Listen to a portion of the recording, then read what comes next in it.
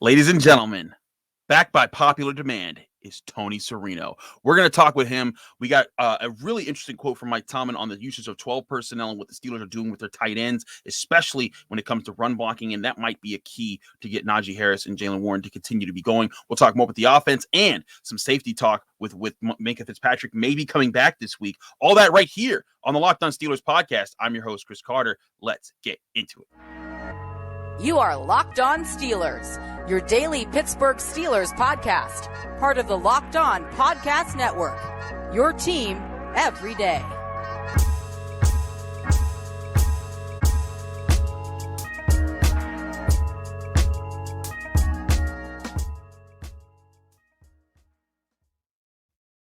Hello and welcome to the Locked On Steelers podcast. I'm your host, Chris Carter, bringing you your daily dose of all things in the Pittsburgh Steelers. As always, you can find the show on Apple, Spotify, Google Podcasts, Odyssey, and YouTube. If you're watching this video on YouTube, hit the like button of the video if you enjoyed. Hit the subscribe button on our YouTube channel to get all of our daily Monday through Friday episodes, as well as our bonus content. We thank you for making the Locked On Steelers podcast your first listen every day, because Locked On Steelers is your team every day.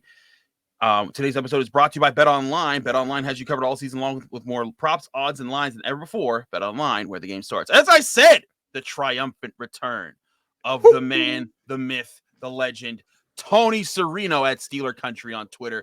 Tony, it's good to have you back, my friend. Oh, it's good to be back. Listen, I had to take some weeks off there. The Steelers didn't win a whole lot, but now that I'm a fair weather Locked On Steelers co-host here, our guest.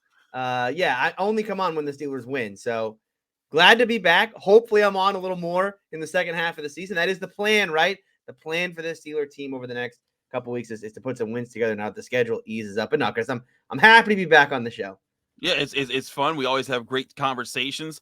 But I want to lead off with one that we touched a little bit on in the offseason, and we kind of dialed it back just because of the Steelers' offensive roster, really. And that was the use of 12 personnel. Now, 12 personnel, for people who don't understand, that just means one running back, two tight ends, and then, of course, two wide receivers. But it was something that we talked about with the potential of, because with Pat Freiermuth and Zach Gentry, those are two tight ends that the Steelers seem to like a lot more, and they wanted to use. But it was really hard to deploy that, because whenever they were on the field, it meant you had to remove either Deontay Johnson, Chase Claypool, or George Pickens from the field.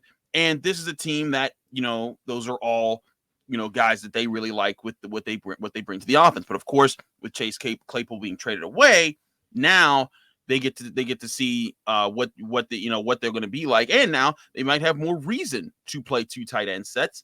And in this game, this was the most snaps that we saw in run blocking for run blocking attempts from Pat Freiermuth, with 18, most he's had in a game, and 28 for Zach Gentry, most he's had in a game.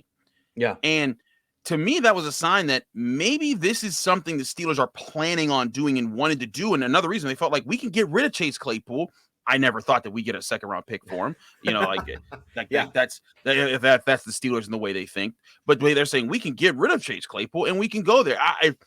If this was their plan all along, I think it worked. But I asked Mike Tomlin this specific question. I wanted to ask about the uses of 12 personnel packages and the uses of tight ends to do more blocking, but I also wanted to ask how he felt about their performance. Here was his answer in the Mike Tomlin Tuesday press conference when I was there. Mike, Sunday was the most that you guys used both Pat Freiermuth and Zach Gentry in run blocking, as run blockers in a game. Is the use of more 12 personnel packages something that you guys have focused on, and how did you grade their run blocking performances? It could be a lot of things. It could be the nature of the matchup, us and them. It could be the Claypool discussion, the redistribution of snaps, if you will. There's a lot of variables in the discussions about what personnel groups we use and to what extent we use them. You got Derek Watt involved a little bit more in the offense this week. Just what did you like about putting him in those situations? The situations presented themselves. I don't think he's done anything outside of his normal role. Just maybe more of the opportunities presented themselves in this game than maybe some others. Just wanted to follow up. How did you feel about your tight ends in their blocking efforts on Sunday? I thought they did a really good job, and particularly against those 4-3 ends. The 4-3 end is a challenge in today's game. At the tight end position, they're much bigger people than tight ends, and that's why a guy like Zach Gentry has value. Zach doesn't look like most tight ends, he looks like a lot of 4-3 ends, and so that's why guys like Zach are employed. They're less dynamic in the passing game, but their efforts are appreciated in more subtle ways. More subtle ways to the naked eye, not those of us that are in the business. So Mike Tomlin basically saying, listen, Zach here is here because he's big and he's going to block people. And to be fair, he is right. Zach Gentry, if y'all don't realize, it's 6'8", 265. If you ever look at him standing next to Pat Freiermuth, he makes Pat Freiermuth look like how I would look next to Pat Freiermuth. It's ridiculous. But Mike Tomlin at first, he did his normal reaction when I asked him the first question as far as, it's personnel packages and maybe I don't know. But I do think there was a concerted effort to get both of those guys on the field to help, especially with the run game, Tony. No doubt about it. I mean, Tomlin talked about throughout the bye week, right, before and after. He said, look, changes are coming, right? There's going to be, we're open to change. All this, what is but I think us fans were sitting back and saying, okay, but what is going to change exactly, right? Right. Because when you think about the personnel and everything, I mean, who's getting, like, when you think about changes, you think about benching someone or things like that. And there was all the like Najee versus Jaylen stuff, and could Jaylen take over as the number one guy? And there was a 60-40 split in this game. But the 12 personnel, I think, was, like you said, was the most noticeable difference offensively in this game. The usage of it, the usage of getting the running game going through that kind of 12 personnel. And I do think, look, there's a couple things he talks about. Claypool, the redistribution of that, right? Is there kind of the, like you talked about, when Claypool's on the roster, man, how can I sit, right, one of Deontay, Claypool, and Pickens, right? I'm not putting my best players on the field at that moment. But when Claypool's off, and now you start to think about, okay, what do we want to be? I think obviously that matters. I think the other thing about this game is, this was very much played into the Steelers' hands when it comes to game script. We've always talked about the Steelers need to get out fast in these games. When was the last time the Steelers had a 10-point lead in the first quarter of a football game? I can't think of it. It's been a while. It's been a while. So yeah. So I think game script played into this as well, right? The fact that the Steelers were able to get going offensively early on allowed them to kind of stay in that mode of, we can be in 12. We can run the football. I think it's going to be a key for this team going forward. This game that we watched on Sunday, Chris, this has been the Steelers' thesis for 2 years now, right? We're going to have a dominant running game and a dominant defense. And this is how the Steelers are going to win football games. That has been a theory, right? That's been like an idea for how the Steelers are going to win football games. Hadn't really played itself out much. And I think the reason why, what's so intriguing about Sunday's game is, okay, this has been a bad year for the Steelers thus far, but in the middle of that bad year, all of a sudden, that's the Steelers we were promised. Let's see if they can continue going. And I think, like you said, 12 personnel is going to be a big part of that.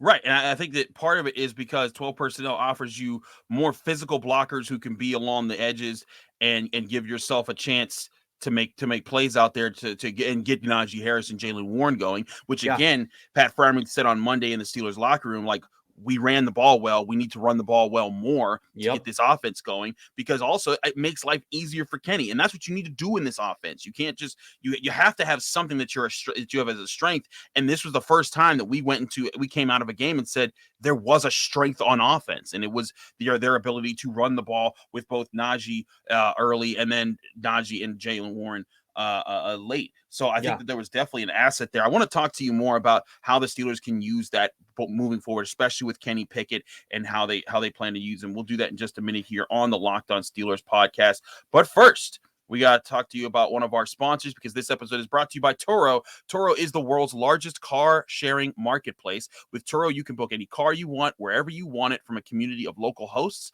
You can browse a huge selection of vehicles for just about any occasion or budget across the U.S., Canada, or the UK. You can book a spacious SUV or a minivan for a family road trip, get a classic or luxury car for a special event, birthday, or holiday. Find affordable economy cars if you're on a budget and just need to get from point A to B. Test drive that new electric vehicle that you've had your eye on to see how it fits your everyday life. And many Turo hosts can even deliver the car right to you. Every trip is backed by a liability insurance. Terms, conditions, and exclusions apply. Ditch boring rental cars and find your drive at Turo.com. Be sure to check out Turo for your ride.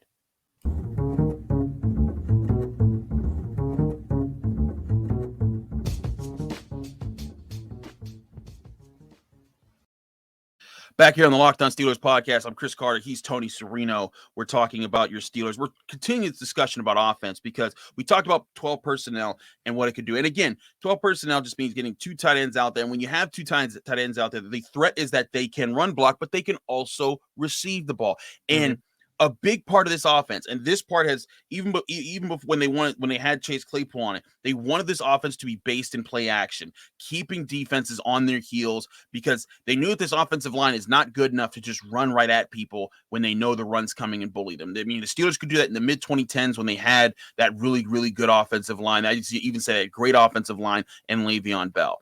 They have Najee Harris, who I think is going to continue to grow. I think Jaylen Warren is going to continue to grow. But that offensive line, they're not those guys right now. And I think they need quite a few more additions and key additions to get to there. But you can keep a defense on its toes by having a balanced offense that puts them in guessing games. And I think that they did that a lot better in this game because they came in when the Saints came in. You saw them not attacking the line of scrimmage as much on a lot of Najee Harris's runs, and then there were some play action passes, some RPOs that opened up the middle part of the field because they started to attack the offensive line a little bit more to stop the run. And I think there is something to actually build here, which I don't think we've come out of any game, even either of the other 2 wins this season, saying, "Hey, that's something that you can build upon with the offense." Exactly.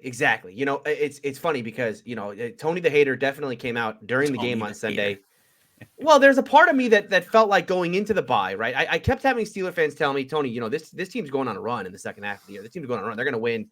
They're going to win 5, 6, 7 games after the break. And I just kept thinking to myself, you know, yeah, I mean, TJ comes back and sure, the defense goes back to being dominant again and they carry this team to victory. But what does it matter at that point, right? I mean, the problem with this team is that they've had this poor offense for 3 years with kind of no, like you said, there was no sign that there was any kind of light at the end of the tunnel. We kept being, the idea was, well, their running game is going to get going, but when? Right. And so like you, yeah, I mean, the thing that I come away encouraged or at least intrigued, right? If you listen to me on AFC North Talk the other day, you know, I certainly was, I have been a grump all year. This team is bad. They're going to be bad, you know, freeze me in carbonite and wake me up next year. But I came away from this one. Yeah. I mean, I come away from it more intrigued with the second half of the year because now they found the path to victory. The question is, can they follow that path? Right? You know, this is the identity. This is what they want to be. Can they follow that? Because like you said, there's a trickle down effect to everything here. If the running game gets going, the play action obviously is going to get more respected. It's going to be easier for Kenny, right? A lot of the play action throws are going to be easier when it comes to, okay, the play, like when we saw this on Sunday, there was that nice little RPO where the linebacker bit, and it was an easy throw over the middle to Freiermuth. Cowher went on that rant after the Philly game, where he's like, you know, they're ruining Kenny. We're getting ruined. But like at the core of what he was saying, I think he was right, which is, look, the offense right now is just not built to have this young kid in it because at the end of the day, they're expecting him to do everything. Right. At the end of the day, they don't have a great offensive line. They're not giving him all the time in the world. They don't have a great running game for them to lean on. Right. And so, you know, you're just saying, look, Kenny, man, you got to be it, man. You got to be on your A game every game. And Kenny wasn't on his A game in this game against New Orleans. I think far from it. And this was probably a C game from Kenny Pickett. But that was good. But that's more than good enough for what the Steelers needed on Sunday. Because again, let this kid learn. Right. I mean, we got 8 weeks to figure out who Kenny is. And putting him in this offense here, I think gives us a much better picture of letting him kind of learn it, and rather than just kind of throwing him to the wolves. No, I agree. I think you want to find ways to alleviate the pressure from him having to do everything. I think that's the biggest thing for Kenny Pickett. Now, to paint a picture from, according to Pro Football Focus, his play action numbers right now, of his snaps, he's had 231 dropbacks this season. 192 have been non-play action passes. 39 have been play action passes. That's almost 17% there. He's on play action passes. He's 26 of 35 for 209 yards, 0 touchdowns, and an interception. But yeah, that's a 74.3 completion percentage. It's clear he's getting the ball. He's avoiding mistakes there. He's only been sacked twice on play action passes versus 16 times when they haven't called play action. And you can't call play action every single time he drops back, but you can call it more when the run is working. And again, when you come out in balanced formations that mix heavy and light personnel, like 12 personnel, I think it does open up more of what the Steelers are trying to do here. Make it a threat. Like, hey, yeah, you have to worry about Najee Harris, but you also got to worry about Pat Freiermuth. You also got to worry about Deontay Johnson. You also got to worry about George Pickens. And that's not to say they're always going to run 12 personnel, and that's just going to be the only offense that they call. And also, I mean, there are times that they weren't running 12 personnel. It was just another tight end out there. They're right. just like, hey, here's one tight end, and we're running through receivers. But we're going to rotate those guys in, and we're going to make sure that they're being used at the point of attack.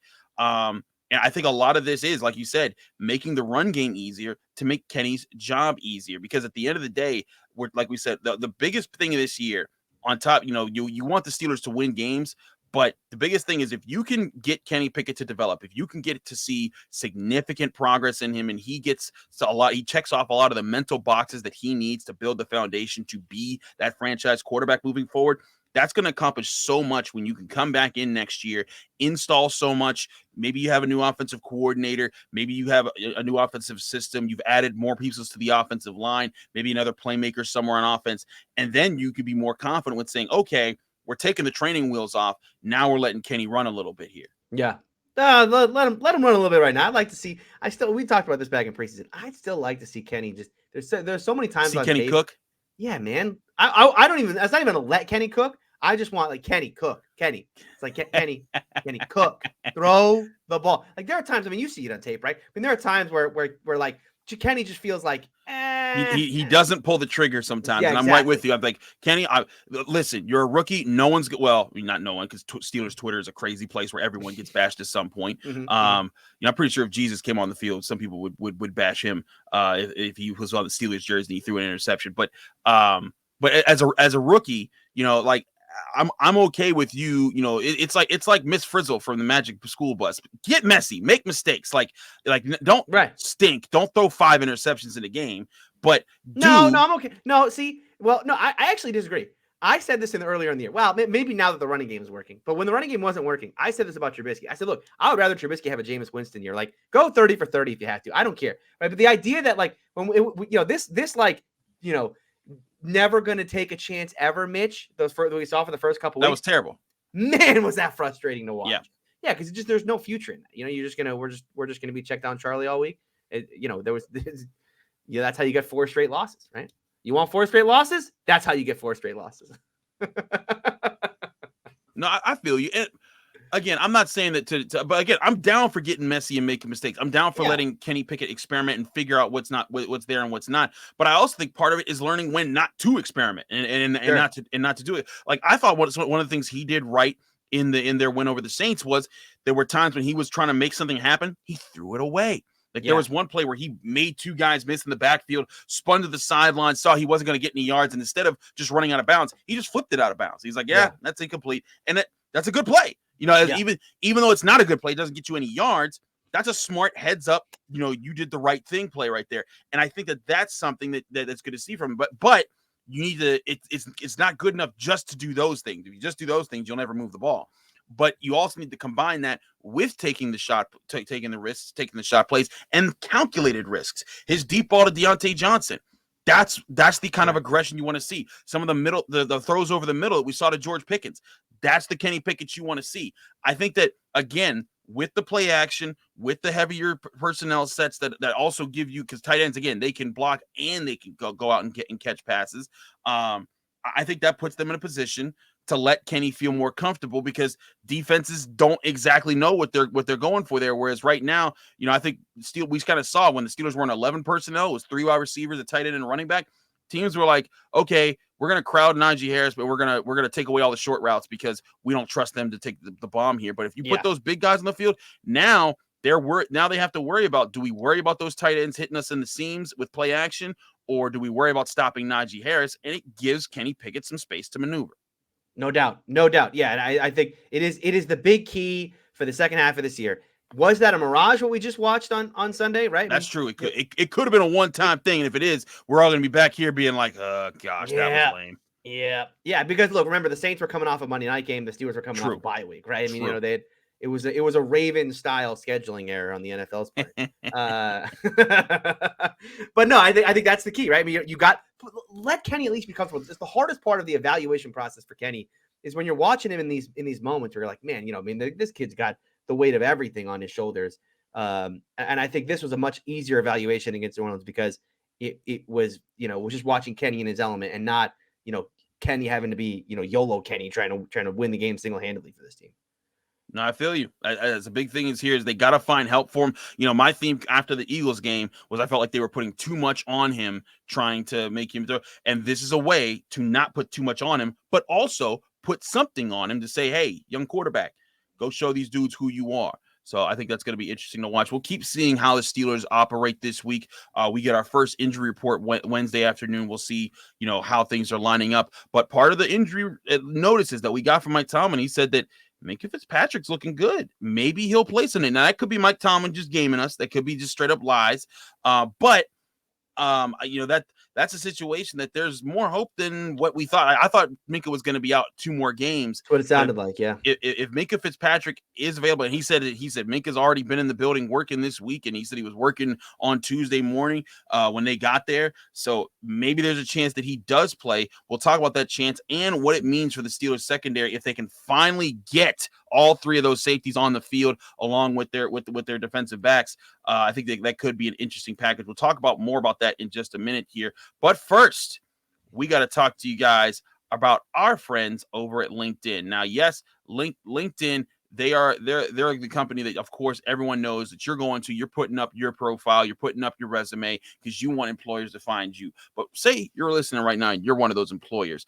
You want to find those people and the right people for your job. LinkedIn also helps you do that with LinkedIn Jobs. That helps you reach out to your network and beyond to the world's largest professional network of over 810 million people. Then all you have to do is add your job and the purple hashtag hiring frame to your LinkedIn profile, and that'll spread the word to the people the word that you're hiring and to your network so that you can help find the right people that you want to hire. Simple tools like screening questions make it easy to focus on candidates with just the right skills and experience so you can quickly prioritize who you'd like to interview and hire. It's why small businesses rate LinkedIn Jobs #1 in delivering quality hires versus leading competitors. LinkedIn Jobs helps you find the candidates that you want to talk to faster. Did you know that every week nearly 40 million job seekers visit LinkedIn? Post your job for free at linkedin.com/lockedonnfl. That's linkedin.com/lockedonnfl to post your job for free. Terms and conditions apply. Today's episode is also brought to you by BetOnline. Of course, y'all know about BetOnline. They're the #1 place to go to get your betting stats and sports information. Find all the latest sports developments, league reviews, and news, including the NBA, which is back in swing, NFL, which is in the middle of its season. Also, NHL is back, college sports. All those things can be had and learned about right on betonline.net. BetOnline's your continued source for all your sports wagering information from live betting to playoffs, esports, and more. Head to the website today or use your mobile device to learn more about the trends in the action when you visit BetOnline, where the game starts. And Tony, when we do back-to-back live ad reads, we keep it rolling. Now, let's keep it rolling here. I thought it was very encouraging for Mike Tomlin to say what he said about Minkah Fitzpatrick. I don't think it definitely means he plays, but the fact that he's, like he said, like Minkah wanted to play Sunday. And I'll tell you, like when I was talking to Damontae Kazee, Minkah Fitzpatrick was like in his locker, like looking like, man, I could have been out there today. And like he showered, like he was there working that day. And I think this guy is trying to actively play this Sunday with his appendicitis situation. What does it mean if Minkah Fitzpatrick should the Steelers allow him to come back early? Here's my thing. If he's 100%, you have to, but that's one of those things where Minkah might be lying to you and be like, I'm 100% when he's really like 70%. Yeah, I mean, look, I think Tomlin talked about this, right? He's encouraged a little bit, but we know Tomlin's going to do the right thing, right? He's not going to put a player out there, right? We've early. Seen several times in his career. We've seen that. He's opted for player safety. Look, and he knows, like, he wants to have his best guys out there. I certainly want to have your best safety on the field if you can have him. Now, Terrell Edmonds is going to play. Let's talk about Minkah Fitzpatrick, though. Minkah, Chris, I don't know if Minkah Fitzpatrick has a weird stat this year. What's the weird stat? Yeah. Do you know the Steelers' record when he doesn't play? 1-0. 2-0. That's right. Wow. He didn't play against. Are we? Wow. Sure? Are we? They're undefeated. They are. Are we sure we want Minkah playing in this one? Okay. Are we sure? Are we sure? You know what? No. Terrell Edmonds. Hold on. Terrell Edmonds against Tampa Bay looked phenomenal. Yeah, but Terrell Edmonds wasn't the deep safety the entire game. Phenomenal. Well, okay.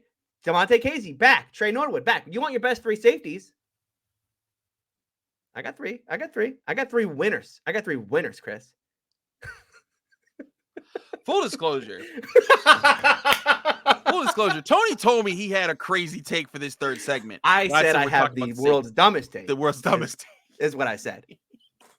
And he was like, I was like, tell me what it is so I know what to expect. He's like, no. No. Let's let it play out because it's going to be that dumb. I didn't even consider. I hate you. I'm just saying, fact for fact, Minkah Fitzpatrick is true. 1 in 6. 6. 1 in 6 as a starter this year, but Edmonds, Norwood, Kazee, undefeated. And you can't argue. You just can't argue with numbers. I mean, you just can't argue with this. I hate all of. Okay. But to the actual, okay, real talk. Let me real talk. Look, this is the most exciting part of the second half of the year. Is this defense finally coming back together? Because man, did they, look, not a lot of people get to watch training camp, but let me tell you, as someone who was there, my God, they were so good. They were so good when it was, there was that moment, Chris, in training camp. I don't know what it hit you, but there's a moment when Kazee has to start for Minkah at the beginning of training camp where you thought, man, this kid's good. Like, yeah, they got a good depth now at safety. And then he kept playing well. And it's like, for me, it was like, they can't keep this kid off the field. Like, I don't know what they're going to have. They're going to have to figure something out. You cannot keep Kazee off the field. And so, look, Minkah's coming back at some point. I hope it's this week against Cincinnati because of what happened in week 1 and how I would love to see that happen again. But no, I think whenever those 3 safeties get on the field, plus TJ, and like you said, this defense starts to get back to full strength. Miles Jack hopefully can play. Although shout out to Spillane, who actually had a actually when I look back, at first I thought he was getting chewed up a lot in the pass game, but he was really helpful in the run game. The run game, he was tremendous. Yeah, I mean, as a it's just he's a problem in the passing game, but not an enormous. I mean, he's a liability, but not like he's not like a can't play him type of player. I'll also say this, and I didn't notice this until I was looking at film more on Tuesday as well. But Devin Bush, even though he didn't have any stats, there were a lot of plays where I saw him being aggressive, taking on blockers and opening up opportunities for others. Yeah. Against them, if they can replicate that, and especially this week, because last week I said the biggest key to stop the Saints was to stopping Alvin Kamara. But if they can replicate that and stop Joe Mixon again this week, like they did in the first week, it's going to force Joe Burrow to be superhero, and he's not going to have Jamar Chase because he's still on crutches reportedly, from the Bengals. Yep. I think that's your recipe to get into completing the sweep here. Yeah, absolutely. I mean, get to Burrow, rattle him. Turnovers would be nice. I mean, it's not even a requirement in this game. I don't think it's not a requirement that they get. The 5 turnovers in week 1 was hilarious and awesome, but it's not going to happen again, right? 1 or 2 potentially. But again, I do think like this defense just matches up well now against the team. Like if they can stop the run. If they can, if the Joe Mixon stuff like it happened last year happens again, okay, write it off. But going back to your thing about the safety situation, and the Steelers are in a really good situation. I feel like at the safety position, especially when Minkah gets back. I mean, Kazee being healthy, you saw it last week, right? I mean, he's another guy who wasn't necessarily gaudy on the stat sheet. I think all he had, I think, was the interception. I don't even register a tackle. But still, I mean, but they never threw at him. Exactly. Like, all the 2-man stuff that they were running, like he was right there. I mean, he was, so yeah, I like this. I like this matchup. Steeler defense versus Bengals offense. I think it's advantage Steeler defense. And look, and I know I joked at the beginning, but like, I think that's probably the case. I'm going to eat my words on this one. Even without Minkah, it's advantage Steelers. Am I crazy for saying that? I think you're going a little too hard there. But I will say this. I think that without Minkah, they can still run a lot of the sets that they were running with Minkah. It just won't have the excessive playmaker X factor guy at the deep safety position. Right.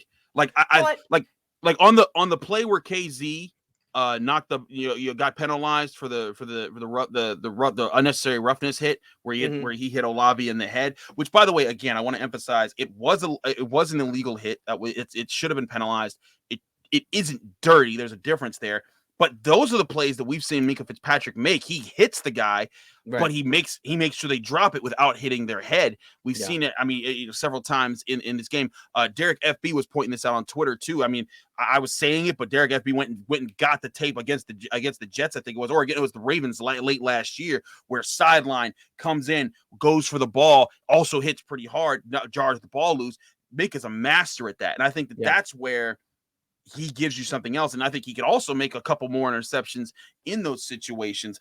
And also, here's the other thing is that Kazee, those instincts that we saw, now Kazee's instincts, he won't be limited to playing center field. He won't be limited to being just the back guy. Now he gets to play underneath. Now he gets to help stop the run. He gets to do other things.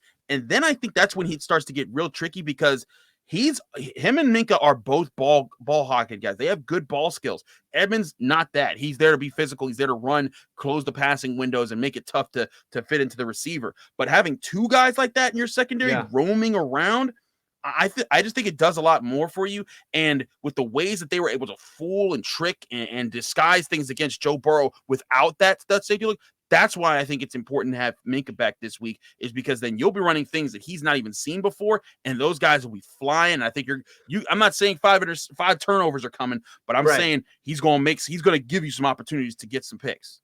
It's a good point about Kazee. I think Minkah could, they like to use Minkah in that kind of cover one robber type of deal, right? Where he's coming down. Obviously in cover two, you still can play underneath, but it's not the same. I mean, if you had all three on the field at the same time, you could really, I don't know. You think the Steelers are going to live in a cover two world though this week, right? I mean, when it comes to Joe Burrow and how much he struggled against cover two, especially even go back to week one, right? Feels like they have to live in a cover two world this week. Live in cover two. Don't let him beat you with the deep ball. And I think you've seen that with all the Steelers even said, going into this game, they said, well, what's killed us is the deep ball. When we've allowed the deep ball, and Martha Mollett said that I had this clip of him talking on the show for Tuesday.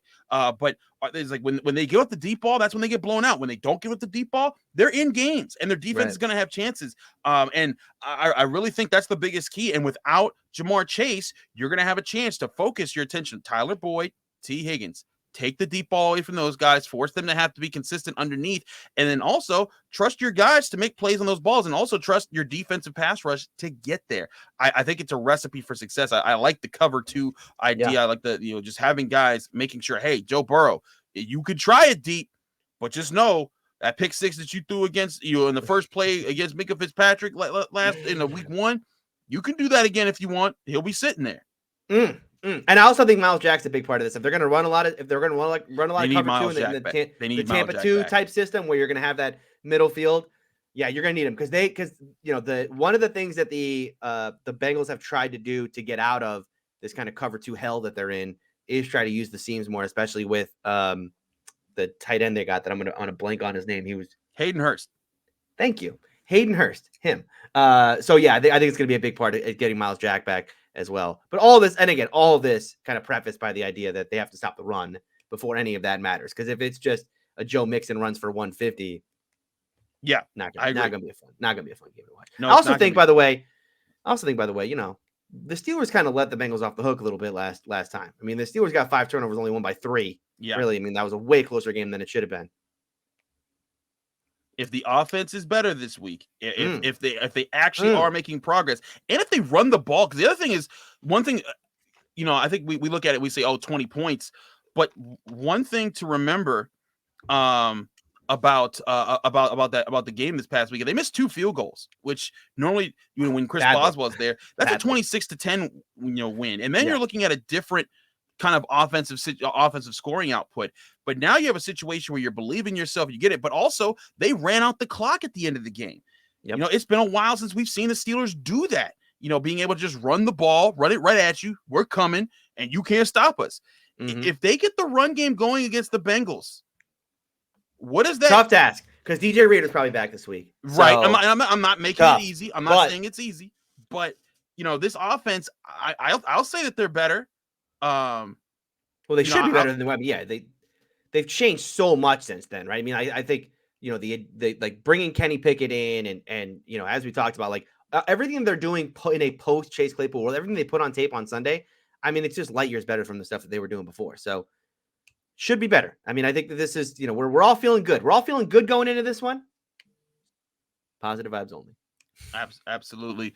Do check out Tony Serino on AFC North Talk. He does a great job there representing the Steelers and being the Steelers' voice and also just giving it to all the fans. And man, if the Steelers sweep the Bengals, I fear for Ace on that show. He's gonna just get it so bad from you. And you know what? He'll deserve it he will. Unfortunately, he's going to get off light this week because I'm on vacation next week, so I'm only going to be on Monday's show for 30 minutes. Tony, I know, but don't worry. I am packing Heel Tony's entire getup. I will be full on Heel Tony. As I said on AFC North Talk, personally, Chris, this is my Super Bowl. As someone who has to deal with Bengals fans twice a week for years now, years, I've had to put up with this. If these Steelers sweep those Bengals, see behind me here? There's a banner going up. I'm hanging a banner. There's a banner. The ring, new ring. You get go. Ring. Yeah, 100%.